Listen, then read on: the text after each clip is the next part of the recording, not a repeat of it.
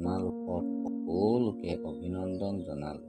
পবিত্ৰ বাইবেলৰ যোহনে লিখা শুভবাৰ্তা 17 অধ্যায় 11 পদত আমি এইদৰে পঢ়োঁ, মই এই জগতত আৰু নাথাকোঁ, এওঁবিলাক হ'লে এই জগতত থাকিল, আৰু মই তোমাৰ ওচৰলৈ যাওঁ। হে পবিত্ৰ পিতৃ, আমি যেনেকৈ এক হৈ আছোঁ, তেওঁবিলাকো তেনেকৈ যেন এক হ'ব। এই নিমিত্তে তুমি যি নাম মোক দিলা, তোমাৰ সেই নামত তেওঁবিলাকক ৰাখা।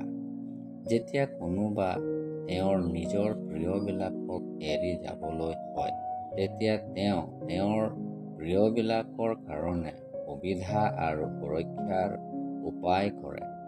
তেওঁ মৃত্যুৰ সন্মুখত যদি থাকে, তেওঁ সকলো লাগতিয়াল সুবিধা তথা অন্তিম পত্ৰ লিখি যায়, যাতে তেওঁবিলাকৰ একো অভাৱ নহয়।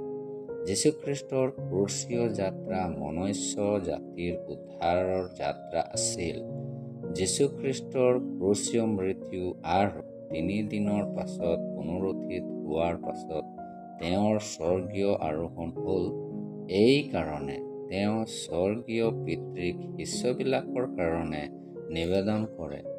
তেওঁৰ নিবেদনত এক মহৎ বিষয় আছে, সেইটো হ'ল তেওঁবিলাকৰ সুৰক্ষা আৰু একতা।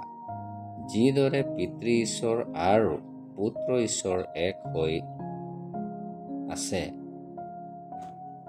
সেইদৰে শিষ্যবিলাকে হৃদয়েৰে এক হয় আৰু পিতৃ ঈশ্বৰৰ ইচ্ছা অনুযায়ী যীশুখ্ৰীষ্টৰ উদ্ধাৰৰ কাৰ্যক পৃথিৱীত প্ৰমাণ দিয়ে। এই কাৰ্য মানুহ জাতিক পূৰ্ণ সুৰক্ষা দিয়ে। আপুনিও এই প্ৰমাণিত পথত চলি ঈশ্বৰে দিয়া সুবিধা আৰু সুৰক্ষা লাভ উঠাব পাৰিব। ঈশ্বৰৰ ওচৰত এই আমাৰ প্ৰাৰ্থনা।